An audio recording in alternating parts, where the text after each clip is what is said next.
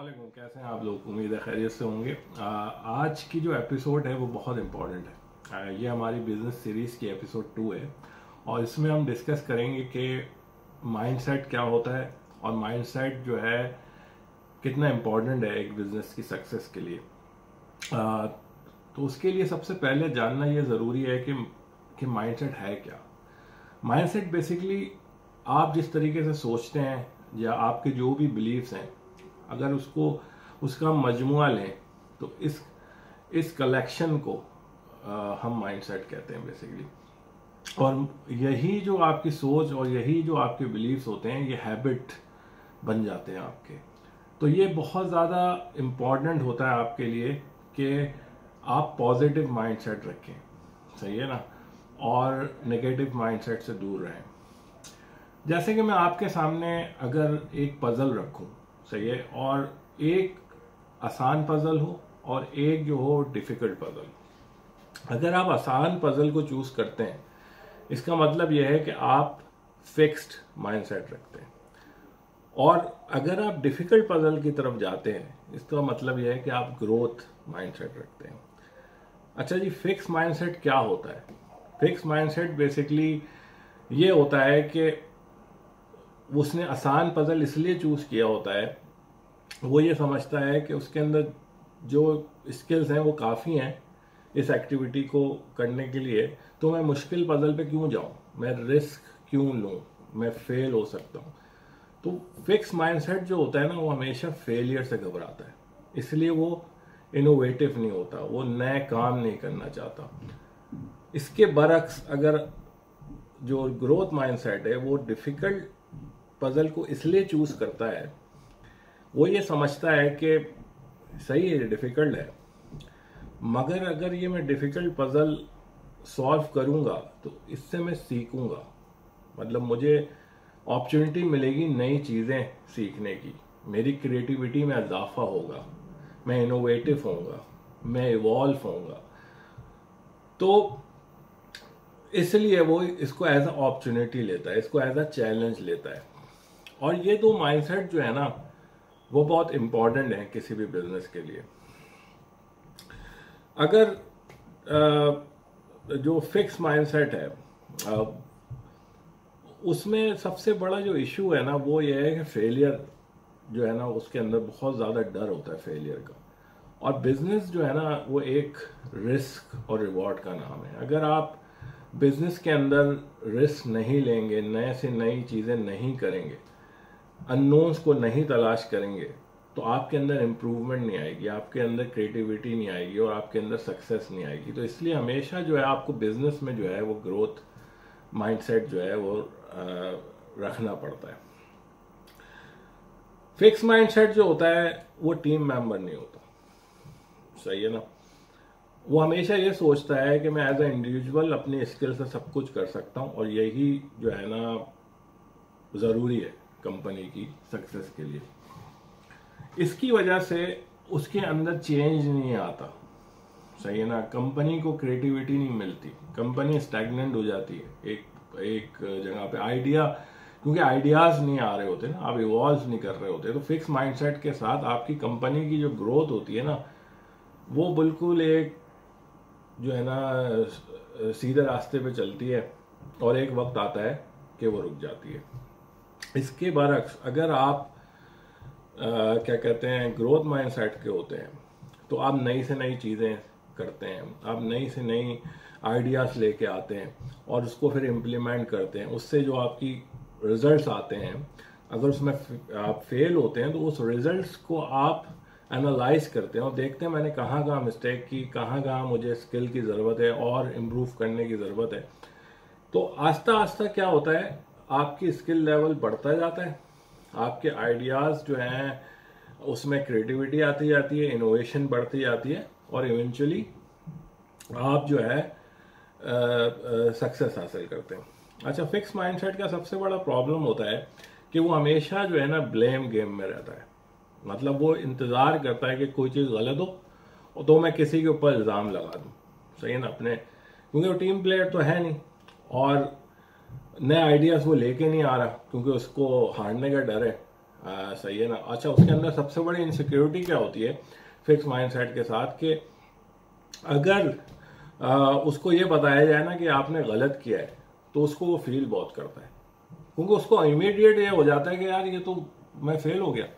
इसके बरक्स अगर जो ग्रोथ माइंडसेट वाला बंदा होता है, अगर वो गलती करता है, सही है ना, तो वो पूछता है कि यार मैंने कहाँ गलत किया, किसी भी एक्सपीरियंस बंदे से या टीम में लोगों से, कि यार कहाँ हमने गलती की, तो उसको उसके आंसर मिलते हैं कि भाई यहाँ हमारी मिस्टेक थी। सही है, वो घबराता नहीं है, मतलब एडवाइस लेने से नहीं घबराता। और इस फेलियर को ग्रोथ माइंडसेट वाला जो है वो अपनी एक अपॉर्चुनिटी लेके उसको इम्प्रूव करने की कोशिश करता है।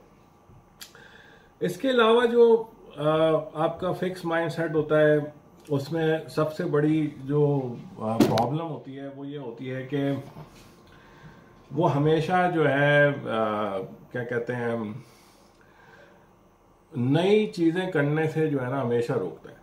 कि आप कभी भी कोई नई चीज़ लेके आएंगे तो बोलेगा भाई ऐसे क्यों करना है यार, बस इसको हम ऐसे ही करते हैं जैसे पहले करते हुए आ रहे थे।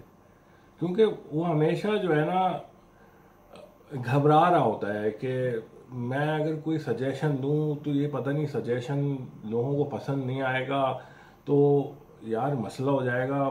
मतलब वो हमेशा आइडियाज़ देते हुए चीज़ें करते हुए जो है ना वो घबरा रहा होता है। उसको अपने फेलियर का, अपनी गलतियां हाईलाइट होने का बहुत डर होता है।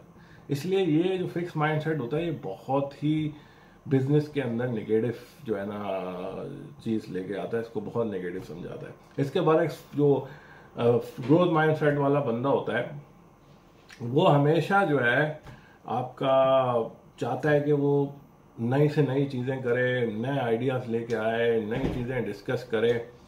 और उसकी वजह से क्या होता है, इवॉल्व हो रही होती हैं कंपनी, इवॉल्व हो रही होती है, नए से नए आइडियाज़ हो रहे होते हैं और एक टीम बन रही होती है। तो फिक्स माइंडसेट वाला टीम मेंबर नहीं होता, ग्रोथ माइंडसेट वाला टीम मेंबर होता है और कलेक्टिव अप्रोच रखता है। फिक्स माइंडसेट वाला इंडिविजुअल अप्रोच रखता है। इसके अलावा जो फिक्स माइंडसेट वाला बंदा होता है ना, वो हमेशा चीज़ों को छुपाने की कोशिश करता है, कट कॉर्नर्स, सही है ना, ब्लेम गेम। अच्छा, ऑनेस्ट कम्युनिकेशन नहीं होती उसके अंदर, सही है ना। ग्रोथ माइंडसेट वाला जो है ना ऑनेस्ट कम्युनिकेशन करता है, वो हमेशा ऑनेस्ट रहता है। अगर उससे कोई मिस्टेक होती है उसको एक्सेप्ट करता है और हमेशा जो है वो पॉजिटिव अप्रोच से आगे बढ़ता है, सही है ना। इसके अलावा एज अ कंपनी ओनर या एज अ बिजनेस ओनर, आप जब भी टीम बनाएं तो आप सबसे पहले जो आप टीम सिलेक्शन करते हैं ना उसमें इन चीज़ों का ख्याल रखेंगे। जो बंदे आपके साथ मौजूद हैं उनके माइंडसेट कैसे हैं, उनका एटीट्यूड कैसा है। अगर वो फिक्स माइंडसेट के लोग हैं तो कोशिश करें कि उनको अपने टीम में नहीं रखें। भले उनकी स्किल दूसरे मेंबर से ज़्यादा हो, मगर दूसरा जो मेंबर है आपका, अगर उसकी स्किल 50% भी है फिक्स माइंडसेट वाले बंदे से अगर हम कंपेयर करें, मगर उनके उसके अंदर एटीट्यूड, उसके अंदर सीखने का एक मोटिवेशन है, तो आप उसको अपने साथ टीम में लें। क्योंकि हमेशा जो आपकी टीम है ना, अगर वो आपके माइंड पे है, क्योंकि आप ग्रोथ माइंडसेट रखते हैं, कंपनी का ग्रोथ माइंडसेट है और टीम भी ग्रोथ माइंडसेट है, तो कंपनी बहुत तेज़ी से ग्रो करती है और उसके आने वाले वक्तों में बहुत अच्छे रिजल्ट्स होते हैं। हायरिंग करते हुए जब आप एम्प्लॉय को हायर कर रहे हैं अपने साथ, तो उस वक्त आप उसकी डिग्रीज को खाली ना देखें। आप ये देखें कि वो एज अ इंडिविजुअल, उसका करेक्टर, उसकी सोचने की सलाहियत, उसके अंदर ग्रोथ की कितनी जो है ना एनर्जी मौजूद है, वो कितना विलिंग टू लर्न है, कितना इनोवेटिव है, कितना क्रिएटिव है। क्योंकि बगैर क्रिएटिविटी के, इनोवेशन के, कोई भी चीज़ जो है ना वो आप अचीव नहीं कर सकते। वो कंपनी हो, वो स्पोर्ट्स हो, इवन आप जॉब करते हो, आपको अपना माइंडसेट जो है ना वो ग्रोथ माइंडसेट रखना है, पॉजिटिव माइंडसेट रखना है। अच्छा, फिक्स माइंडसेट के साथ जो है वो एक और प्रॉब्लम है, वो अपने इर्द गिर्द प्रॉब्लम्स को बहुत हाईलाइट करता है। कोई भी चीज़ हो जाएगी ना, यार ये पता नहीं बहुत मुश्किल है और इसकी वजह से ये हो रहा है, वो प्रॉब्लम्स को अपने ऊपर हावी करता है, क्योंकि उसको सबसे बड़ा जो प्रॉब्लम है ना फिक्स माइंडसेट वाले का, वो है हारने का डर। और इन बिजनेस जो है ना, आपने अगर करना है तो इस डर को अपने अंदर से निकाल देना है। सही है ना, रिस्क और रिवॉर्ड है, आप जितने रिस्क लोगे उतना आपको रिवॉर्ड मिलेगा, और ये सिर्फ ग्रोथ माइंडसेट वाला ही कर सकता है। अच्छा, इसका ये मतलब नहीं है कि आप रिस्क लेते जा रहे हो मगर जो गलतियां हो रही हैं जिसकी वजह से आप फेल हो रहे हो, आप इंप्रूव नहीं कर रहे। सही है ना, तो ये इन पैरेलल है। सही है ना, रिस्क लेना बहुत इंपॉर्टेंट है, मगर अगर गलती हो रही है उस गलती को इम्प्रूव करना भी बहुत इंपॉर्टेंट है। अपने माइंडसेट को पॉजिटिव रखना है, ग्रोथ माइंडसेट के साथ चलना है, अपनी टीम जो सेलेक्ट करनी है उसको ग्रोथ माइंडसेट वाले लोग अपने साथ रखने हैं, अपने इर्द गिर्द जो आपके दोस्त हैं वो भी ग्रोथ माइंडसेट होने चाहिए, पॉजिटिव होने चाहिए। इसके अलावा जो है प्रॉब्लम्स जो है ना वो अपॉर्चुनिटी होती है हमेशा। प्रॉब्लम्स जो होते हैं ना वो हर्डल्स नहीं होते। तो ग्रोथ माइंडसेट से उन प्रॉब्लम्स को अपॉर्चुनिटी लें, और वही समटाइम जो है ना एक बिजनेस, बेहतरीन बिजनेस आइडिया होता है। जो दुनिया में लोग प्रॉब्लम सॉल्व करते हैं ना, तो वो फिर मिलियंस कमाते हैं। उसकी बहुत मिसालें जो है इस दुनिया में मौजूद हैं। तो आज के टॉपिक में आपने क्या सीखा? बिजनेस के लिए कौन सा माइंडसेट होना चाहिए? आपका ग्रोथ माइंडसेट होना चाहिए, पॉजिटिव, अपॉर्चुनिटी तलाश करने वाला mindset, innovative mindset, creative mindset. सही है। और किस माइंडसेट से आपने दूर रहना है? फिक्स नेगेटिव माइंडसेट, इंडिविजुअल काम करने वाला माइंडसेट, टीम में ना काम करने वाला माइंडसेट। ऐसी चीजों से अपने आप को आपने दूर रखना है, पॉजिटिव लोगों में बैठना है, पॉजिटिविटी अपने अंदर लेके आनी है। और देखें, अगर कोई फिक्स माइंडसेट का बंदा है ना, ये जरूरी नहीं है कि वो फिक्स माइंडसेट उसके लिए सारी जिंदगी रहे। अगर वो चेंज करना चाहे ना, हमेशा आपके अंदर की एक आवाज होती है, वो आपको बता रही होती है भाई ये तुम गलत कर रहे हो, मगर क्योंकि उसको हारने का डर होता है ना, तो वो उस चीज को सुन नहीं रहा होता। अगर वो अपने इनर को सुनना शुरू कर दे, जो अंदर की आवाज है उसको सुनना शुरू कर दे, तो उसके अंदर चेंज, उसके अंदर एक्सेप्टेंस आ जाएगी, एवोल्यूशन का प्रोसेस स्टार्ट हो जाएगा। हाँ सही है यार, ये गलती की मैंने, मगर इस गलती से सीखा क्या? अब मैं अपने आप को कैसे इंप्रूव कर सकता हूँ? नई स्किल्स क्या सीख सकता हूँ? सही है ना, कैसे मैं टीम प्लेयर बन सकता हूँ? कैसे मैं अपनी अना को साइड पर रखता हूँ, एक कलेक्टिव अप्रोच लेके आता हूँ? कैसे मैं आउट ऑफ द बॉक्स जाके सोचता हूँ? सही है ना, ये सारी की सारी चीजें जब आप अपने अंदर पैदा करना शुरू करते हैं, तो आपके अंदर खुद ऑटोमेटिक पॉजिटिव चेंजेस आना शुरू होती हैं। आपका माइंडसेट टूवर्ड्स ग्रोथ सोचना शुरू करता है, और इवेंचुअली जो है ना आप सक्सेस हासिल करते हैं। तो इसी नोट पे आज का टॉपिक हम क्लोज करते हैं। अंटिल देन अपना ख्याल रखें, और अगली एपिसोड में इंशाल्लाह आप लोगों से मुलाकात होगी। और फाइनली मेरा जो ये चैनल है AMZ कनेक्ट, ये एक वर्ड है, फेसबुक पे, यूट्यूब पे भी हमारा चैनल है, उसको भी आप सब्सक्राइब कर सकते हैं। बेल आइकॉन पे दबा के आप नोटिफिकेशंस ले सकते हैं। तो जो वीडियोस हम फेसबुक पे लगाते हैं वो वीडियोस हमारी यूट्यूब पे भी अवेलेबल है। हमारा इंस्टाग्राम भी सेम नाम से है, MZ कनेक्ट, उधर भी आप जाके सब्सक्राइब कर सकते हैं। तो जो भी आपको आसानी है, जो चैनल आप यूज़ करते हैं वहाँ में सब्सक्राइब करें, ताकि आपको नए कोर्सेज और नए वीडियोस के बारे में पता लग सके। अपना ख्याल रखें, और इंशाल्लाह आपसे अगली वीडियो पर मुलाकात होगी। ओके, अल्लाह हाफिज़।